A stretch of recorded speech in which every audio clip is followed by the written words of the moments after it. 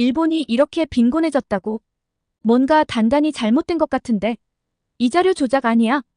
여기 일본 경제산업성의 신입 공무원이 있습니다. 산업정책과 경제발전 전략을 담당하는 부서에서 일한다는 자부심으로 가득 차 출근한 이 공무원은 충격적인 일본의 현실, 그리고 한국의 상황을 확인하고 엄청난 충격을 받게 되는데요. 대체 무엇을 보았길래 이렇게 충격을 받았을까요? 오늘의 사연 시작합니다. 안녕하세요. 저는 25살의 새내기 공무원 나카무리 유키코입니다. 경제산업성에 입사한 지 이제 막 3개월이 지났는데 지난 3개월간 정말 폭풍과도 같은 나날들을 보냈습니다. 저는 사실 나름 일본에서 엘리트 코스를 밟고 순조롭게 취직까지 해서 그전까지는 온실 속 화초처럼 자랐던 것 같아요. 부모님 두 분 모두 경제적으로 아쉬울 것 없이 저를 잘 서포트해 주셔서 아쉬울 것 없이 살았거든요. 그래서 제가 일본에서 태어났다는 것, 그리고 일본인이라는 것에 대해 엄청난 자부심을 가지고 살고 있었죠. 하지만 취직 이후로 이런 제 생각은 완전 뒤집어졌습니다. 카스미가 세키의 경제산업성 청사로 출근하던 첫날, 꿈과 희망에 부풀어 기분 좋게 웃던 전 이제 더 이상 웃을 수 없거든요. 저뿐만이 아닙니다. 엘리베이터에서 내려 사무실로 향하는 복도를 걸으며 창밖으로 보이는 도쿄의 아침 풍경을 바라봤을 때 고층 빌딩들 사이로 분주히 오가는 사람들의 얼굴에서 활기를 찾기는 어려웠습니다. 책상에 앉아 오늘의 업무를 확인하던 중 눈에 들어온 보고서 하나. 일본 청년 실업률 상승 및 경제 활력 저하 분석. 매번 이런 이야기만 보니 가슴이 답답해져 왔습니다. 제목만으로도 목이 콱 막히는 느낌이었죠. 유키코 씨, 오늘 오전 회의 준비는 다 됐나요? 옆자리의 선배 타나카 씨가 물었습니다. 저는 고개를 끄덕이며 대답했어요. 네, 걱정 마세요. 자료 정리 완료했습니다. 회의실로 향하는 발걸음이 무거웠습니다. 취직 후 처음으로 중요한 정책 회의에 참석하게 되었는데 준비한 자료들을 보며 느낀 건 깊은 절망감뿐이었어요. 회의가 시작되고 각 부서에서 준비한 보고들이 이어졌습니다. 제조업 생산 감소, 수출 부진, 내수 시장 침체까지 모든 지표가 일본 경제의 어두운 현실을 보여주고 있었죠. 다음은 유키코 씨가 준비한 사토리 세대와 경제 활력 관련 자료입니다. 발표해 주세요. 부장님의 말씀에 저는 천천히 일어났습니다. 목이 바짝 말랐어요.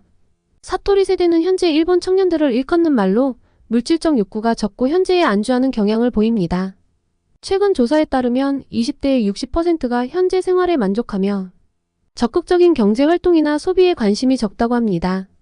이는 경제 활력 저하로 이어지고 있습니다. 또한 최근 도쿄 중심가의 공원에서는 매달 2번씩 무료 급식 행사가 열리고 있는데 놀랍게도 이용자 중 청년층의 비율이 늘고 있습니다. 지속적인 물가 상승으로 생활이 어려워진 청년들이 생활비를 아끼려고 이런 급식소를 찾는 경우가 늘고 있어요. 더욱 충격적인 건 일부 청년들이 인터넷 카페에서 장기 체류하는 현상입니다. 도심의 비싼 집세를 감당하지 못해 카페에서 숙박하는 청년들이 늘어나고 있어요. 이런 현상들이 우리 경제의 어려운 현실을 여실히 보여주고 있습니다. 발표를 하면서도 제 마음은 무거웠습니다. 저 역시 그들과 같은 세대인데 과연 나는 다를까 하는 의문이 들었죠. 유키코 씨, 이런 현상의 근본적인 원인이 무엇이라고 생각하나요? 국장님의 질문에 잠시 생각에 잠겼습니다. 아무래도 장기적인 경제 침체와 불확실한 미래 전망 때문이 아닐까요? 열심히 노력해도 나아지지 않는 현실을 보며 젊은이들이 적극성을 잃어가는 것 같습니다. 국장님은 고개를 끄덕이시더니 말씀하셨어요. 맞아요, 유키코 씨. 하지만 그게 전부는 아닙니다. 우리가 간과하고 있는 중요한 문제가 있어요. 바로 자연재해로 인한 경제적 손실과 그로 인한 국가부채의 증가입니다. 국장님은 잠시 숨을 고르시더니 계속 말씀하셨어요. 일본의 국가부채가 엄청나죠. GDP 대비 265% 가까이 됩니다. 이게 왜 그렇게 쌓였을까요? 매년 태풍이 한 해에 보통 5개는 기본적으로 지나갑니다. 그때마다 한 지역은 완전히 초토화되죠. 그리고 그걸 복구하는 데 엄청난 돈이 들어갑니다. 저는 놀라움을 감추지 못하고 들었어요. 국장님은 이어서 말씀하셨습니다. 게다가 일본 경제가 30년 동안 계속 침체되는 상황에서 이런 자연재해 피해 복구 비용이 계속 쌓이고 있어요. 대피소를 만들고 도로가 무너지고 집이 무너진 것을 복구하는 데 드는 예산이 보통이 아닙니다. 이런 일이 1년에 한두 번도 아니고 5번에서 6번씩 일어나니까요. 국장님의 말씀을 들으며 제가 미처 생각하지 못했던 일본 경제의 또 다른 문제점을 깨달았어요. 그리고 또 하나 중요한 점은 국장님이 덧붙이셨어요. 이런 상황 때문에 기업들이 국내 투자를 꺼리게 되고 결국 해외로 눈을 돌리게 됩니다. 2000년을 기준으로 봤을 때 2022년까지 일본의 국내 투자가 거의 증가하지 않았어요.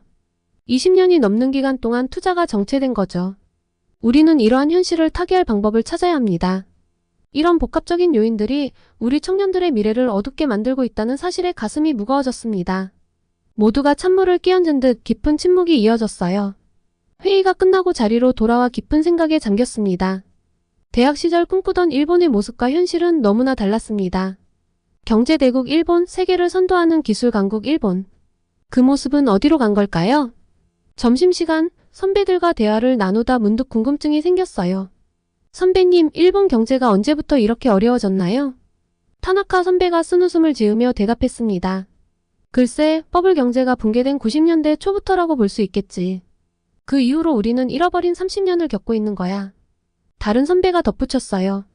게다가 국장님 말씀처럼 자연재해로 인한 피해도 심각해. 매년 태풍이 대여섯 번은 오는데 그때마다 엄청난 경제적 손실이 발생하지. 아, 그러게요. 제가 얼마 전 뉴스를 봤는데 동일본 대지진 때는 20조엔 이상의 손실이 있었다고 하더라고요. 제 말에 선배들이 고개를 끄덕였습니다. 그래서 국장님 말씀처럼 매년 반복되는 자연재해 때문에 기업들도 국내 투자를 꺼리게 되는 거지. 그러다 보니 해외로 눈을 돌리는 거고. 사실 이쯤 되면 이민이 답인가 싶기도 해. 과연 좋아질 수 있을까 싶거든. 이야기를 들으며 일본의 현실이 더욱 실감났습니다. 대학에서 배운 경제 이론과 현실의 괴리가 너무나 컸어요. 퇴근 시간 사무실을 나서며 창밖으로 도쿄의 야경을 바라봤습니다. 화려한 네온사인 속에 숨겨진 일본의 어두운 현실이 마음을 무겁게 했어요. 지하철에 몸을 실으며 주변을 둘러봤습니다. 피곤한 표정의 직장인들, 스마트폰에 빠진 젊은이들. 그들의 표정에서 희망을 찾기는 어려웠죠. 매일같이 이런 일상이 반복되며 저도 함께 무기력해지는 기분이었습니다. 나름 일본에서 엘리트 코스만을 밟아온 사람들이 일본 탈출을 꿈꾸고 있다니 뭐랄까 좀 허탈해지더라고요. 물론 언제나 평소와 다름없이 출근했어요. 하지만 마음 한구석이 늘 불편했죠. 그러던 어느 날이었습니다. 책상에 앉아 업무를 시작하려는 순간 국장님이 저를 부르셨어요. 유키코 씨, 잠깐 내 방으로 와주겠나? 긴장된 마음으로 국장님 방에 들어갔습니다. 유키코 씨, 일전에 회의에서 당신의 발표를 듣고 생각해봤어.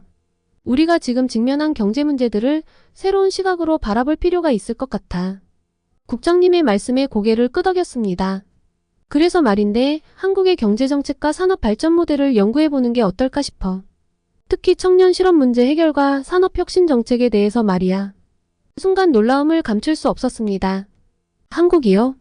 그래, 최근 한국의 경제 성장세와 기술 혁신이 눈에 띄더군.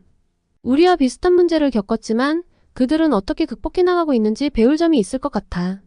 아무래도 두 나라는 닮은 점이 많으니까. 국장님의 제안에 잠시 생각에 잠겼습니다. 알겠습니다, 국장님. 제가 한번 조사해 보겠습니다. 사무실로 돌아와 곧바로 한국 경제에 대한 자료를 찾아보기 시작했습니다. 놀랍게도 한국은 최근 몇 년간 눈에 띄는 경제 성장을 보이고 있었어요.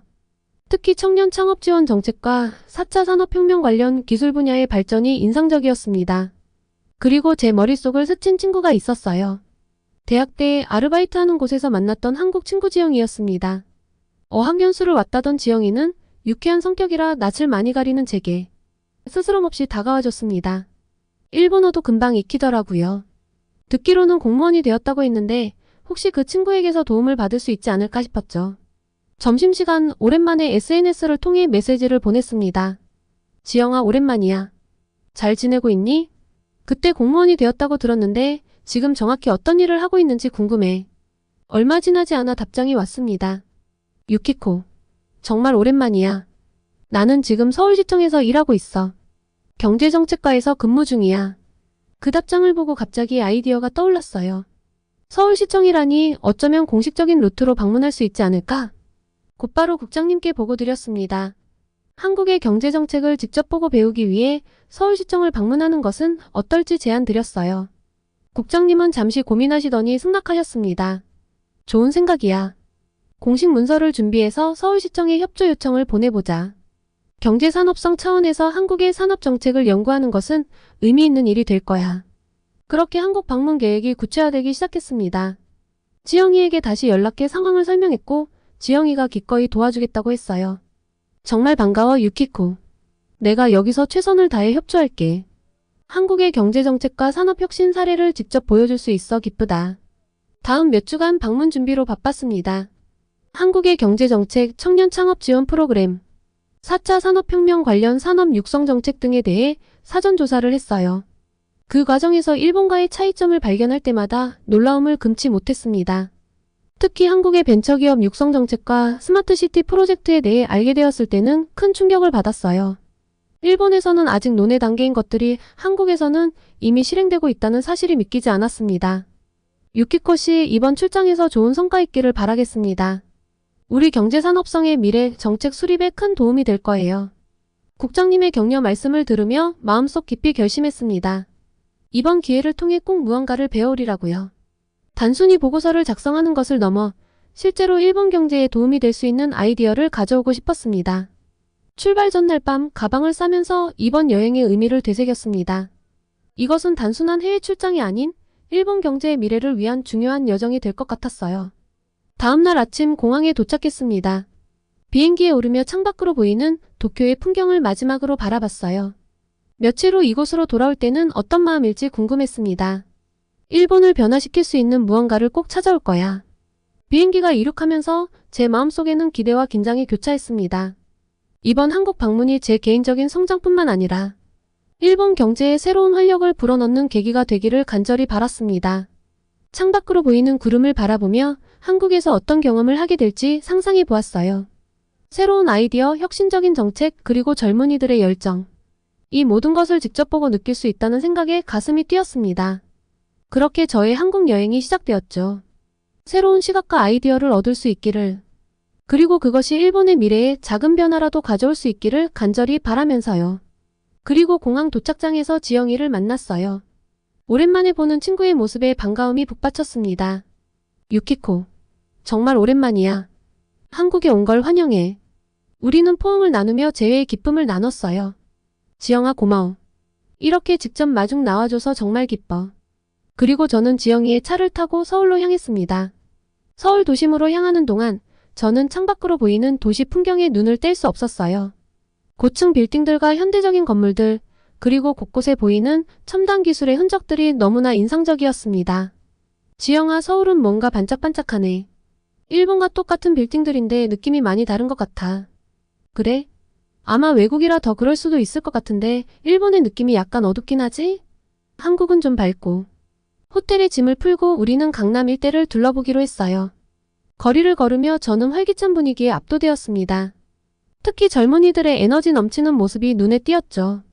여기가 바로 한국의 경제 중심지야. 특히 IT 기업들이 많이 모여 있어.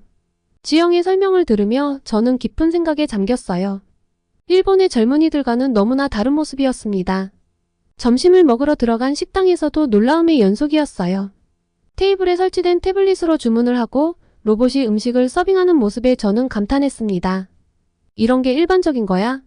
지영이가 웃으며 대답했어요. 요즘은 꽤 흔해졌어. 인건비 절감과 효율성 향상을 위해 많은 식당들이 이런 시스템을 도입하고 있지. 일본도 이렇지 않아? 글쎄, 이런 걸 본 기억이 있었나? 딱히 할 말이 없더라고요. 어색하게 웃으며 식당을 나왔습니다. 식사를 마치고 나온 후 우리는 근처의 스타트업 인큐베이팅 센터를 방문했어요. 이제 본격적인 일정의 시작이었습니다. 이곳에서 저는 한국의 청년 창업 지원 정책에 대해 자세히 들을 수 있었죠. 우리 정부는 청년 창업을 적극적으로 지원하고 있어. 자금 지원부터 멘토링, 사무실 제공까지 다양한 혜택을 주고 있지. 저는 이 말을 듣고 깊은 충격을 받았어요. 일본에서는 상상하기 힘든 정책이었습니다. 그런데 실패하면 어떻게 돼? 지영이가 미소 지으며 대답했어요. 물론 실패할 수도 있지. 하지만 우리는 그걸 경험으로 여겨. 다시 일어설 수 있는 기회를 주는 거야. 이 말을 듣고 저는 일본의 현실과 너무나 다른 한국의 모습에 충격을 받았어요. 실패를 두려워하는 일본의 문화와는 정반대였습니다. 저녁에는 한강공원을 산책했어요. 강변을 따라 자전거를 타는 사람들, 피크닉을 즐기는 가족들. 도시의 활기가 느껴졌습니다. 지영아, 정말 놀라워. 사실 미안한 이야기지만 나 한국 생전 처음인데 모든 게 놀랍네. 한국이 이렇게 발전한 줄 몰랐어. 지영이가 진지한 표정으로 말했어요. 물론 우리도 많은 문제가 있어.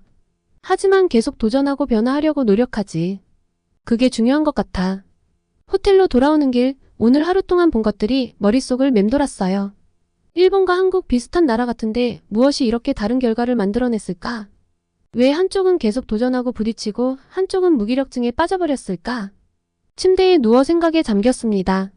내일은 서울시청을 방문하여 더 자세한 정책들을 들어볼 예정이었는데 그날 밤은 쉽게 잠들기 어려웠습니다. 다음날 아침 일찍 일어나 창밖으로 서울의 풍경을 바라봤어요.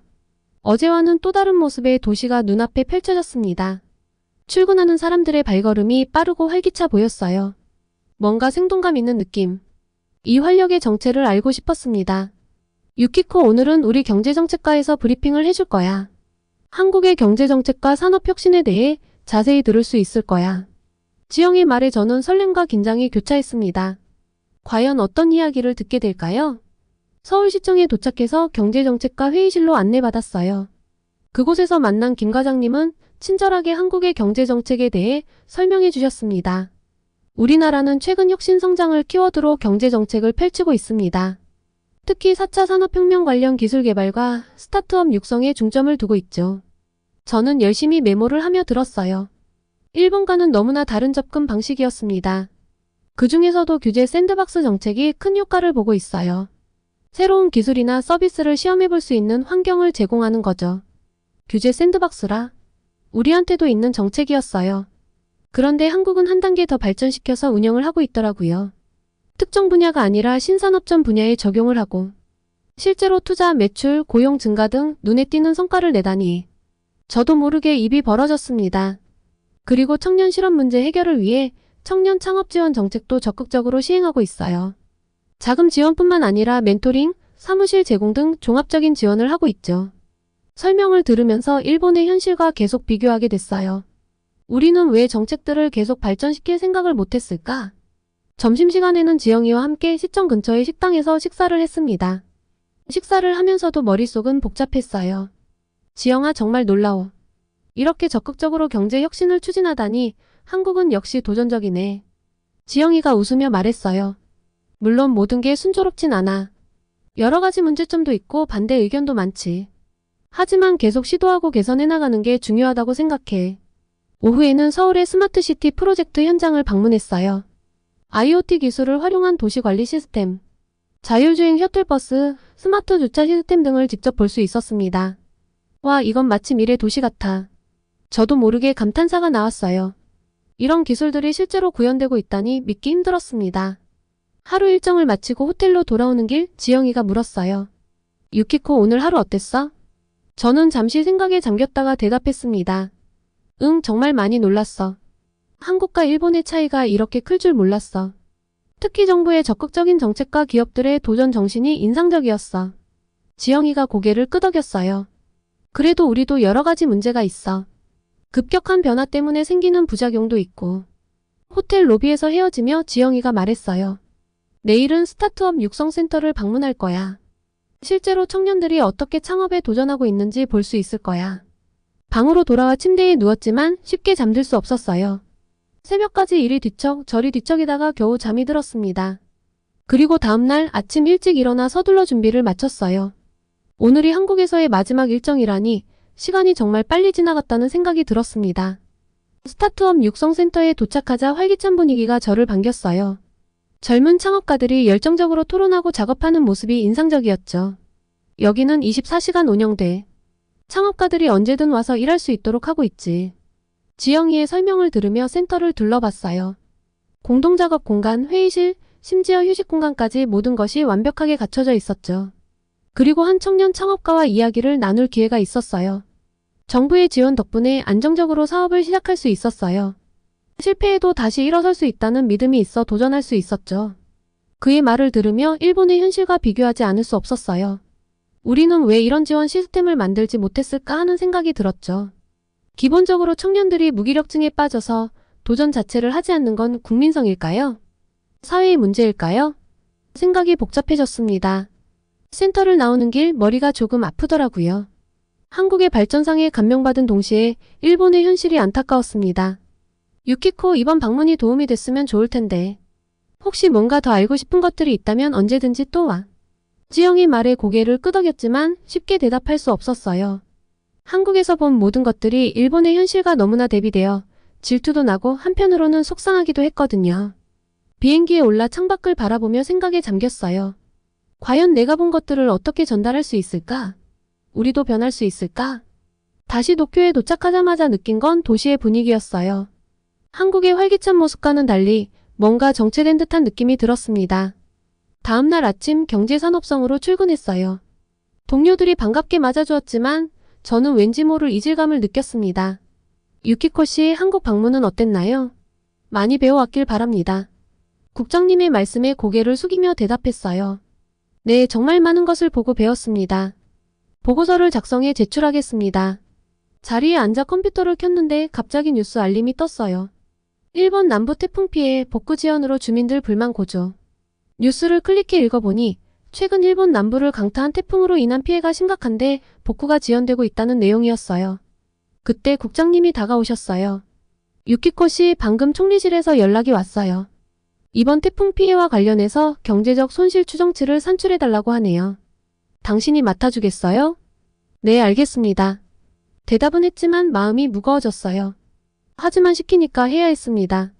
하루 종일 자료를 분석하고 계산했어요. 결과를 보고 저는 충격에 빠졌습니다. 이번 태풍으로 인한 경제적 손실이 예상보다 훨씬 컸고 복구 비용도 천문학적인 숫자였어요.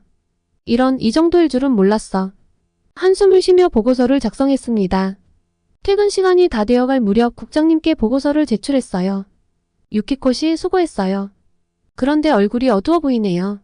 무슨 일 있나요? 잠시 망설이다 용기를 내어 말씀드렸어요.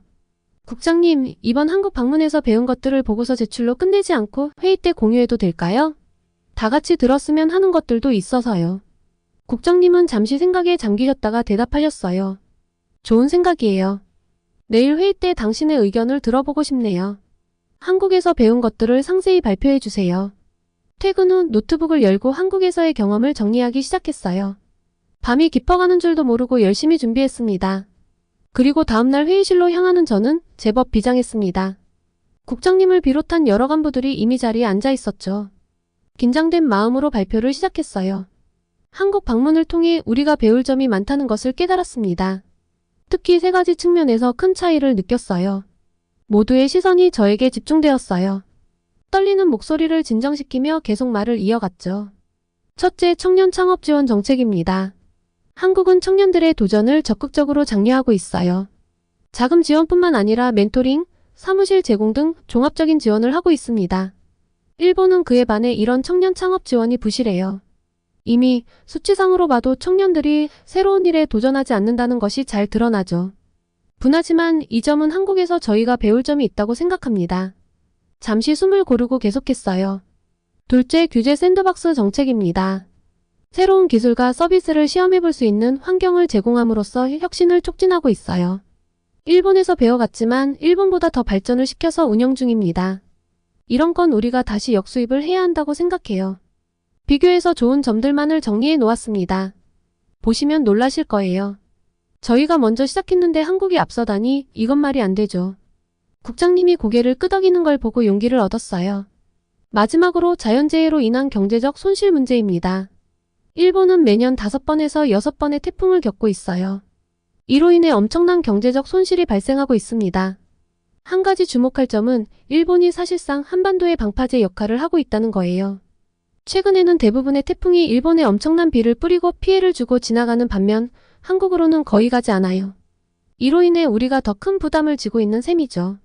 이런 상황을 고려할 때 우리는 자연재해에 대한 더욱 효과적인 대비책을 마련해야 합니다. 재난대응 시스템을 개선하고 신속한 복구 체계를 구축해야 해요.